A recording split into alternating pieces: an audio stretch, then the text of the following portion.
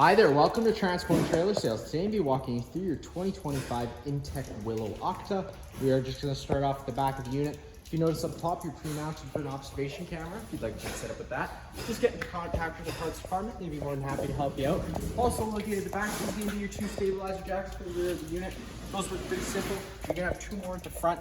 You are going to want to get the unit level before you run them down. 3/4 inch drive tool. There's a tool inside that front compartment which is going to help you do that, or you could use an impact. Just keep in mind how much torque you put on them when you use that. Run it down to the ground once the foot contacts the ground. Just giving another 1/8 turn to snug it up, not putting too much torque on there. And then you do have a little receiver here at the back. Just keeping in mind there is a max capacity of 175 pounds, which is realistically a small bike rack, so just keep that in mind whenever you are using it. And then coming around to the side of the unit, this is going to be the first of a couple storage compartments inside here. So you got your starter standard kit. It's going to come with a 15-foot water hose, 10-foot sewer hose, and that 15-amp park adapter, which I'll explain once we go over to the power section. And then, of course, you get this front shade. It's going to go over top of that window, and I'll explain that once we get up there. Right here, this is going to be your water station, kind of. You got your fill, so if you need to siphon water in because you're not on a site with service or you just out boondocking, that's where you could fill up your fresh tank. And then you got your city water connection for if you are at a site with service, you can just thread a garden hose in there, turn it on, it pressurizes all those lines without the need to run your water pump. Opening up this guy, it's a little outside sprayer situation. So you got this end here, this end there, works much like an airline. Pull back on the collar, insert the tool in place, locks in. Then you'd have sprayable water, and then to disconnect it is the exact opposite. But to get that into the hole properly, you do kind of have to tuck in the sprayer like so, and then just insert that in, and it goes in nice and easy. With the sprayer untucked in, it's going to stick out a little bit. This tube here, this is where you're going to store your sewer hose after your first use. We got that brand new one inside that box there, which is why it's not in here yet, but after your first use, it's gonna be the best place to put it. Just keeps as much smell out of the unit as possible.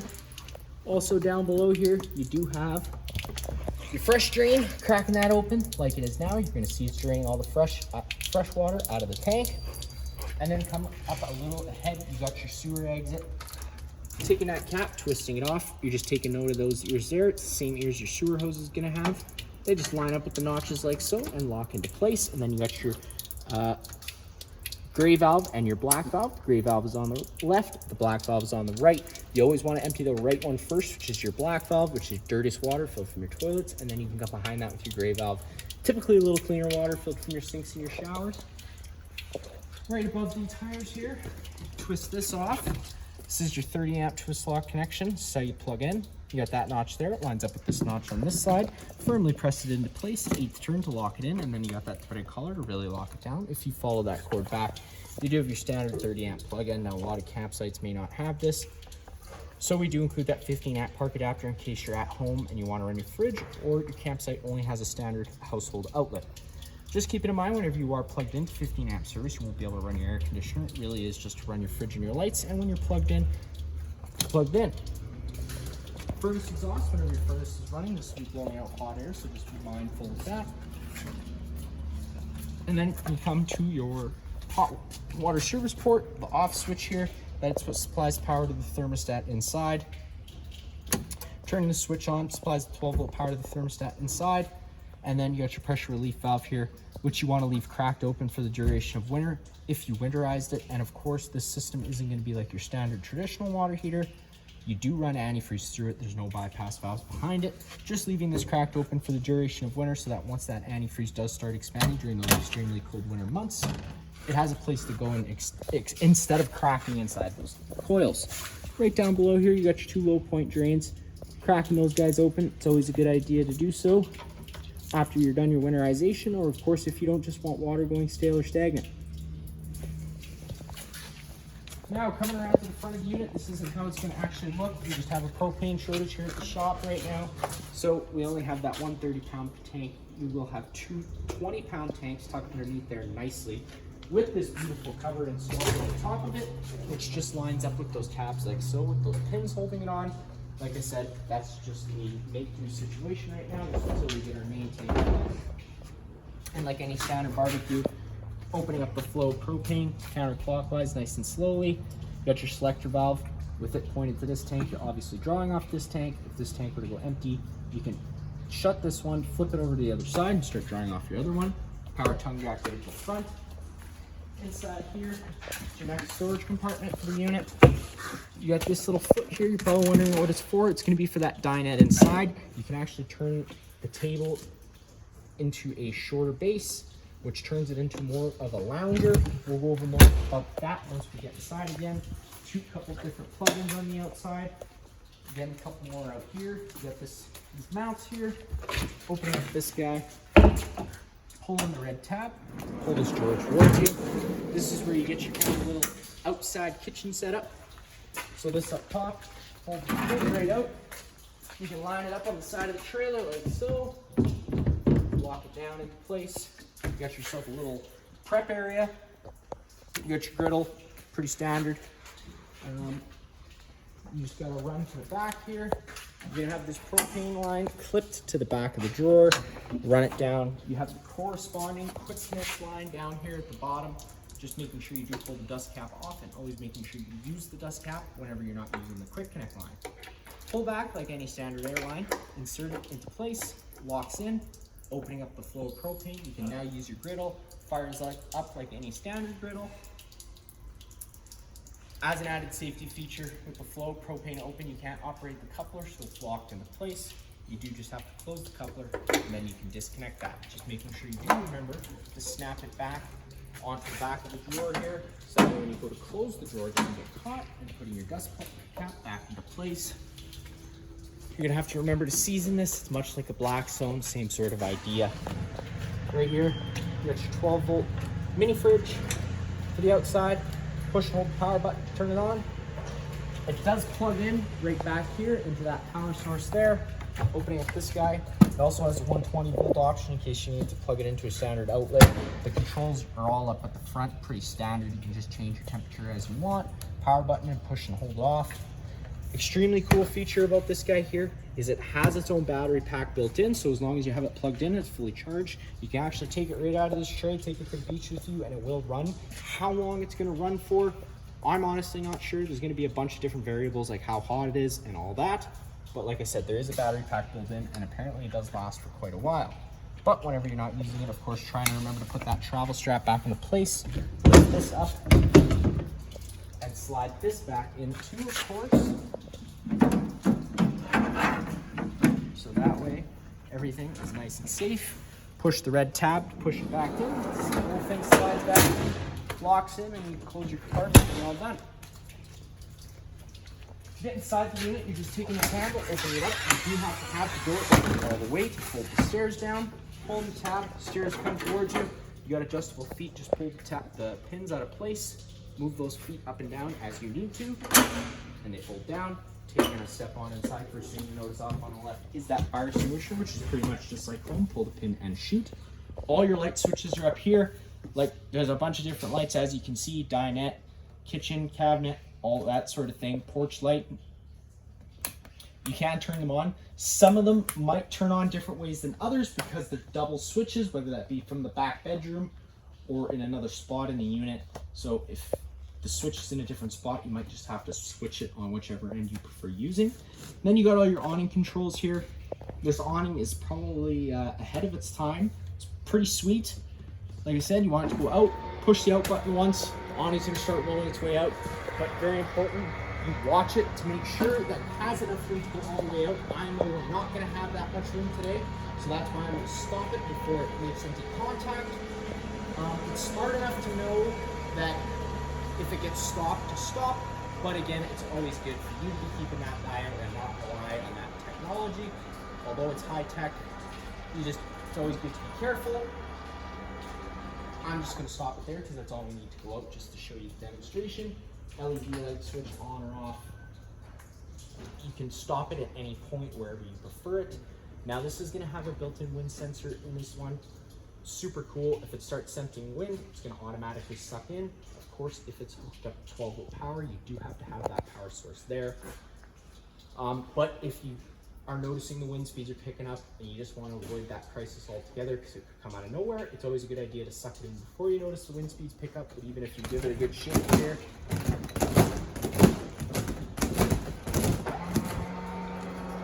automatically starts sucking in. So like I said, it's pretty ahead of its time. That wind sensor being built in is phenomenal. Super nice awning. I did forget before we finish this the inside, outside here, you're gonna notice these buttons along the front and this track. That cover is gonna slide into this track and go right around and snap button all down to the side and to the top. Very important to use that comfort. You've got a massive glass window here. It takes one stone to pick up from the tires and don't smash it. And I'm assuming it's probably extremely expensive to replace. So just avoid that altogether. Inside here, underneath the bench on this side, you're gonna have where your battery's located. Down inside there, all the blinds in the unit are gonna work the same way. They're just gonna kind of sit where you leave them. One click will allow them to retract back up. This is what I was talking about by you can drop it down into a bed.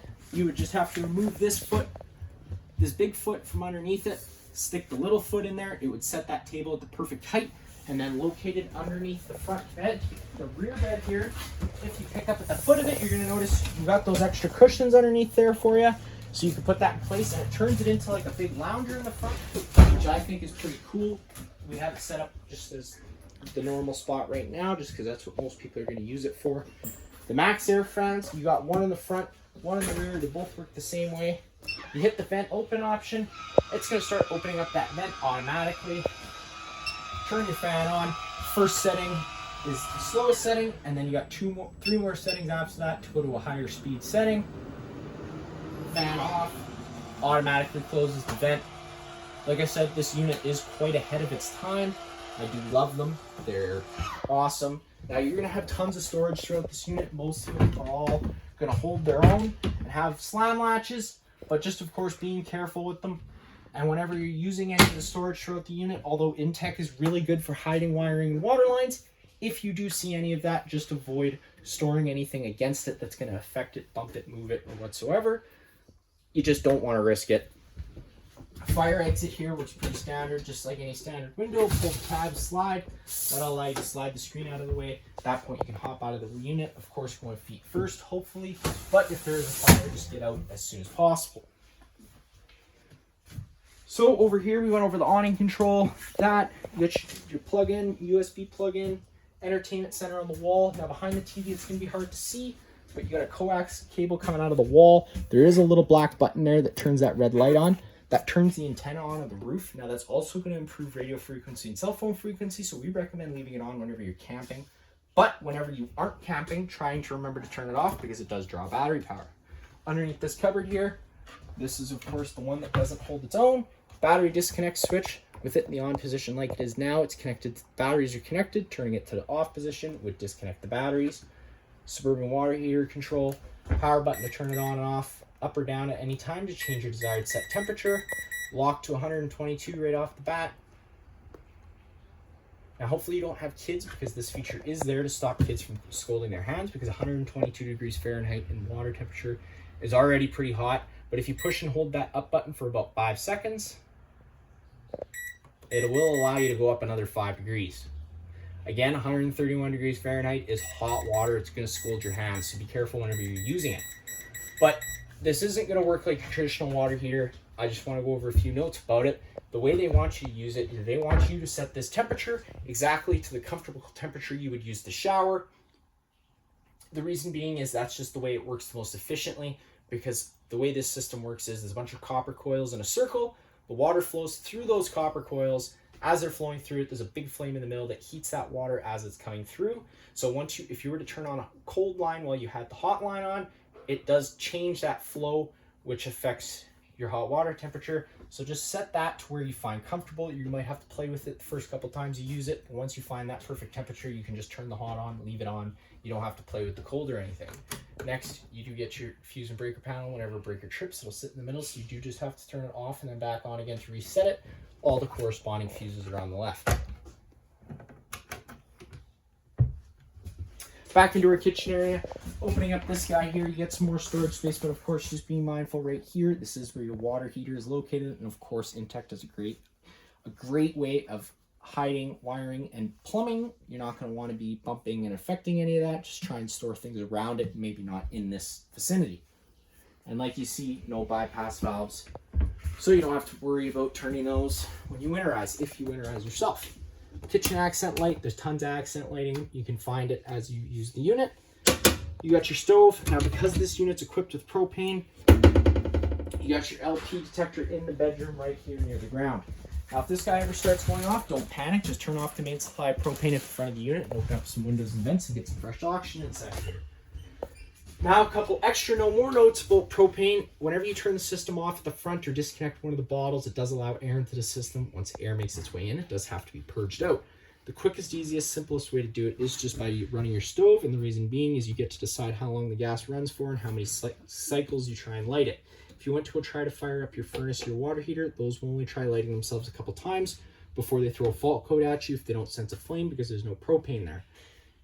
If that happens, it could cause some frustration. So just fire up your stove whenever you first get to your campsite. It's the sure shot way to get propane flowing. Now, of course, today it fires up right away just because I had the system running earlier. Sometimes it can take a few minutes, so just be patient with it. But again, because it's gas, being safe whenever you're doing so. If you turn this gas valve on, hit that sparker. If you don't hear the clicking, turn the gas valve off immediately. Because if you started to get a buildup of gases, there could be a small combustion, and if there's your face was nearby and for some reason it would start working again, you can lose some eyebrows and eyelashes. Now, it's going to take a bit for that to happen, so don't worry. Just be safe whenever you're using it. And if you have kids, try and remember to maybe close it just so they can't turn the gas valve on without you noticing. Down below, you get your convection oven. It's pretty much just like home. Not much I'm going to show you there. Fridge and freezer combo. The controls for both are just right down below here. You got 1 being the warmest setting, I guess, and 7 being the coldest setting. Sorry, 6, with it being on number 6 as well. That's also going to be how you get it the coldest the fastest. So let's say your significant other tells you to turn the fridge on the night before, you totally forget. It's the morning of and you're leaving. Turn it on to that number 6, and that will get it the coldest the fastest. And then once it is cold, you can turn it down to whatever other desired temperature you have in mind. Whenever you're running your air conditioner, you have a couple different options. With these louvers closed, it's going to push its air through the ceiling ducting you have throughout. So it's got vents that go out that way, this vent, and then 2 vents that come out into the bedroom. Or you can dump these, leave them, and it'll dump its air all directly down. I recommend closing them, but it's going to be totally up to you. And then you got these filters here, pulling on this plastic that pops right down out of place. These are the intake screens, so sometimes they can get dusty. They might need to be blown out with some compressed air every once in a while. And that will definitely increase your airflow, because once they start getting dusty and clogged up, it's not going to flow as good. Up on the wall here, you got your stereo, which is going to be pretty much just like home, minus the fact of Zone A and Zone B. Zone A is the front set of speakers, Zone B is the rear set of speakers. And then up top, you got your monitor panel system. Pushing the button tells you the corresponding level. And then you got a water pump, obviously, which draws out of your fresh tank. And then you do have a tank heater and a line heater. Now, that's just for extended camping seasons.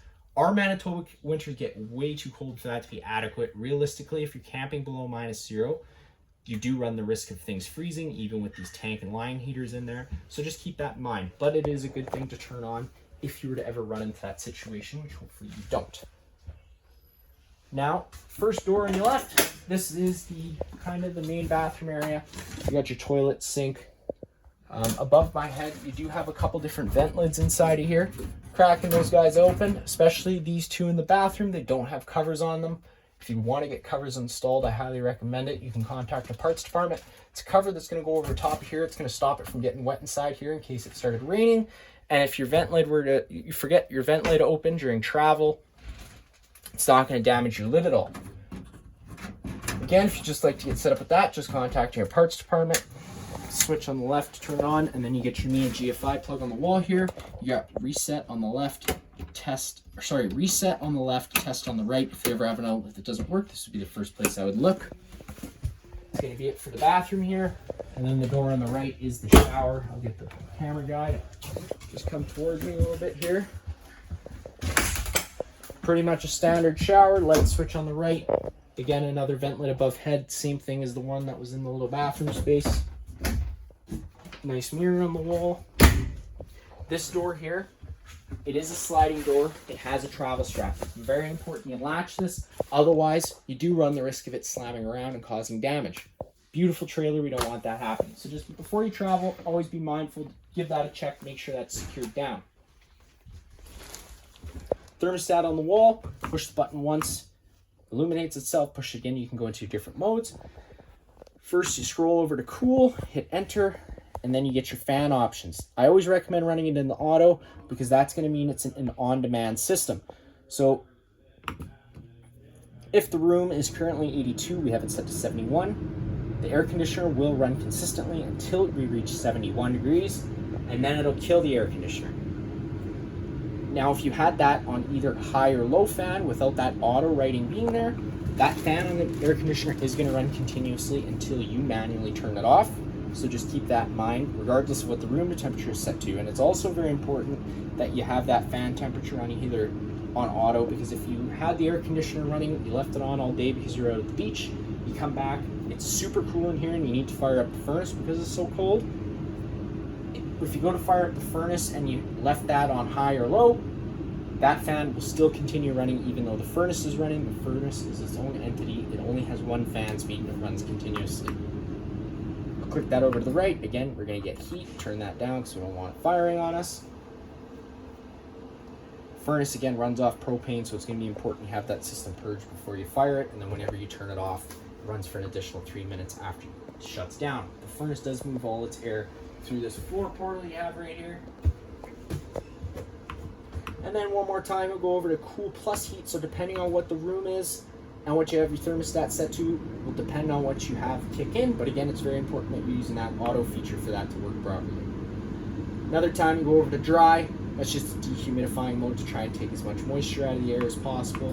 Back over to off to turn everything off. You got your, again, your rear vent lid's gonna work the same way as that front one. And then you got your bedroom space, tons of storage all throughout. One last thing I do want to show you is if you pick up at the foot of the bed, this is where you're going to get access to your water pump for winterization. Bypass valves being right here. You got one to switch to your hose and then the second one to block it from pulling in from the fresh tank. It's important that you do close that second one, otherwise it's going to continue mixing the antifreeze and the water together if you were to have water in the tank, I guess. Now that is going to be it for this beautiful unit here. If you have any other questions, feel free to give us a call.